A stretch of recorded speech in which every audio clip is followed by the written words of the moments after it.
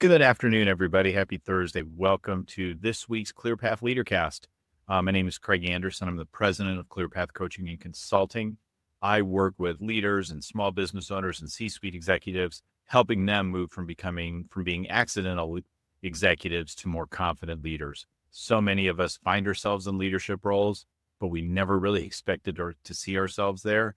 And it's all about building the skills and the mindset to help you become the leader you aspire to be. And this is the second in a series I've been working on over the last couple of weeks on leadership qualities. And we talk a lot about leadership qualities around empathy and accuracy and focusing in on numbers. And those are all important things. But last week we talked about leadership curiosity. And this week we're going to be talking about leadership confidence, or leadership courage, which is an important piece that we really don't talk about enough. As always, we're going to knock this out in about 15 minutes. We're going to leave you with 3 actionable tips you can take to start growing your leadership courage every day.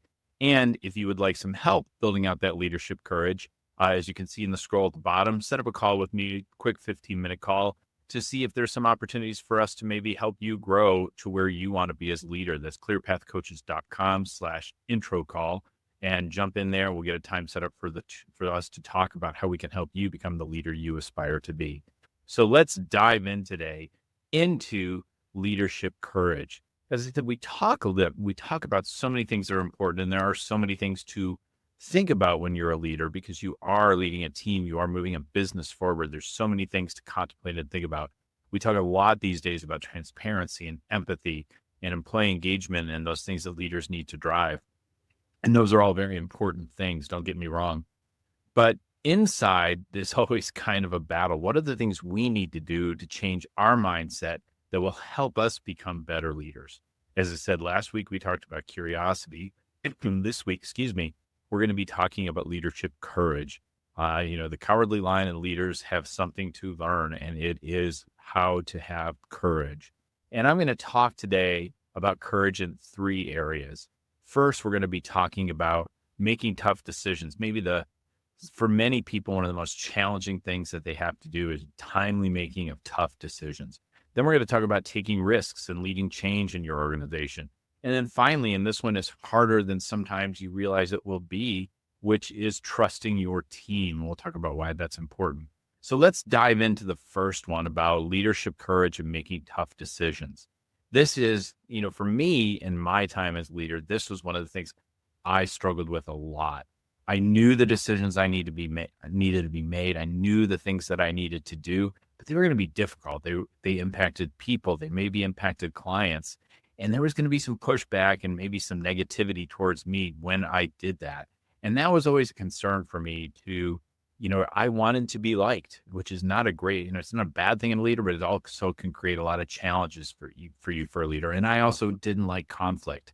It's not something I enjoyed. And I was always worried that these tough decisions and announcing them was going to cause problems for me.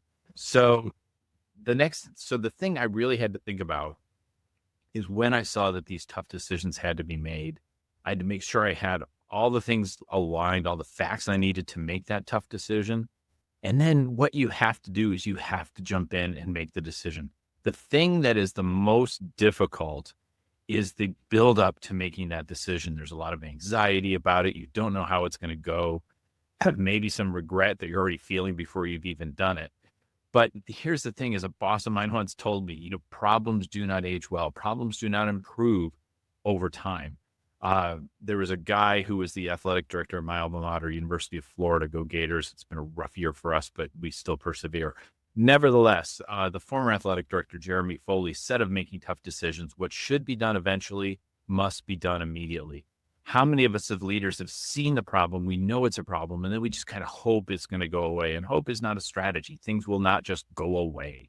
So we have to deal with them. And if we know we see this problem and we know it's not going to get better, and we've tried to make that improvement, make the changes, because we do want to, as leaders, help our people grow and improve. But when we see that's not going to happen, we know we made that bad hire. We know we made that bad investment decision. We need to make that decision and cut it off and just make the decision. Do it as soon as possible. That way, all of the rest of the organization can begin the next path and the way to move forward. And you're going to find once you make that tough decision, the aftermath of the decision may be challenging, but it's never going to be as emotionally stressful as everything you have leading up to that tough decision. I've had to make a lot of tough decisions, give a lot of bad news in my time. But if we think about it from what is best for the organization and for the company and for our team for the long term, it's really important that an employee who is just toxic in your environment but produces well. See, well, we're getting a lot out of them, so maybe we'll just put up with it. No, your whole team is looking for you to make that decision. And your team knows when the decision's obvious and you're not making it. And it undermines your credibility as a leader. So we have to look deep. We have to call on our courage to make these decisions. Get the information we need to act, do it quickly, and then take the action. Don't let these things wither and carry on forever. It's not a way that you're going to be successful as a leader, because these things will catch up with us when we don't deal with them. So that's that one. Again, if you have questions or comments or other thoughts, drop them into the chat. Would love to hear from you here. Or if you're watching this on replay, drop a hashtag replay in the comments and let me know what your question is, and I'll pop right back in and give you a response. So let's talk about the next area, which is taking risks around leading change. In some ways, this is just like tough decisions, because change, nobody likes change. Even when it's beneficial for them, it means we have to do some things differently. So, as Neil Gaiman said in one of his books, if you dare nothing, then when the day is over, nothing is all you will have gained. So sometimes you have to take those risks. And it does take a lot of courage to take risks. I'm not saying every day we have to make big, momentous, risky decisions for our business. But if we don't have a little bit of risk in the decisions we make, if we're not willing to stretch and maybe push to see what could come out of that decision, we're not going to see the kind of quick progress that we want to make. Now, we may make a mistake in some of the risky decisions we make, and how we react to that is important as well. But even in that failure, if you make a mistake, there's learning opportunities for you. And when you learn and you can assess and process that failure you may have made, that's going to allow you to make better decisions on risks in the future and take bigger swings that are going to help your business grow. And leading change is a difficult one. Change, maybe you have a product that you want a new product or service you want to enter into your business, or you're looking at something saying, we just don't need to do that anymore. You need to really make that assessment, push the envelope, make the tough decision for change, because change is how we evolve and grow as a business. It's how our teams evolve and grow. Again, we're not just doing change for change's sake, risks for risk's sake, but we need to look at all the opportunities ahead of us. And sometimes there is that risk reward calculation where we're going to take that bigger risk for the bigger reward. And you're going to have to do the internal gut check as a leader. You're going to get lots of input from a lot of people. But one of the challenges I've talked about before when we're as leaders is everyone around us has an agenda when they're giving us input and feedback. We have to filter through all that, sort through it all, and look inside, look at the data that we have, look inside at our accumulated experience, and make the decision to take the risk or not take it. But when you make that decision, make the decision to take the risk, be bold, be decisive, and move forward to take the risk. And when you take those risks, that's what's going to help you move your business forward more quickly. So I really would encourage you to think about not being afraid of risks. And sometimes in bigger organizations, they can be really risk averse. When, working with my smaller business owners and people at smaller companies, risk taking can happen a little more easily. And this could even be risks in your career, taking that job that, seems like a little risky for you, but what could it do for you if you take it? So we need to find the courage in and of ourselves to make those risky decisions, informed, but risky decisions. So that's part 2, is looking to make risky decisions. Just make the decision once you have all the information. Do not get stuck in paralysis by analysis, but take the action, move forward. If the risk doesn't work out, if you fail, take those learnings so you can make better decisions around risk in the future.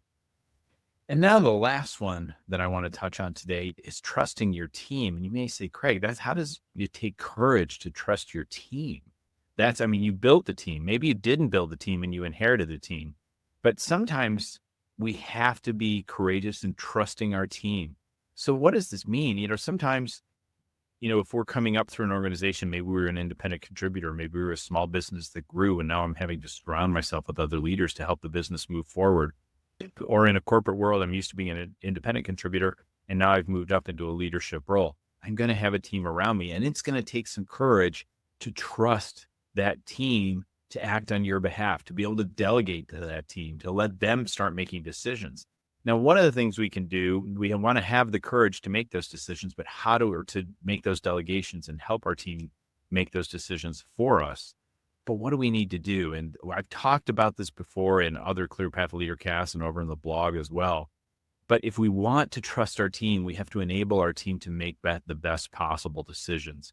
So we really need to build a plan for our business or our division or our corporation that clarifies where we're trying to go. What does the future look like? What results matter the most? And what is the most important work to be done? So they have a context and a framework for making decisions when you delegate those decisions for them.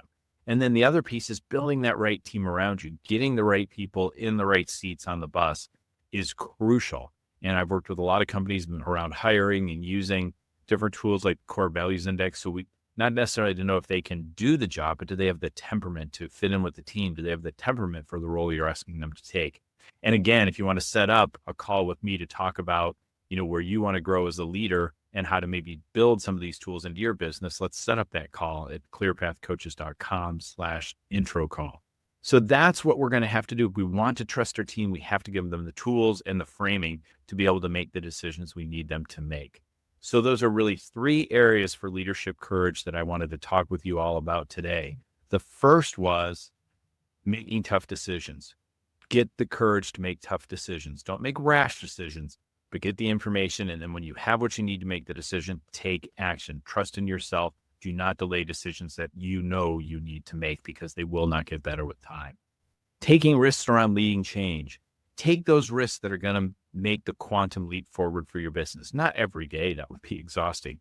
But when the scenario is right, when you have the data and you see that opportunity, seize it and have the courage to make that risky change that will help your business grow over time. And then 3, what are the things you can do to trust your team more trustingly, which is terrible that way.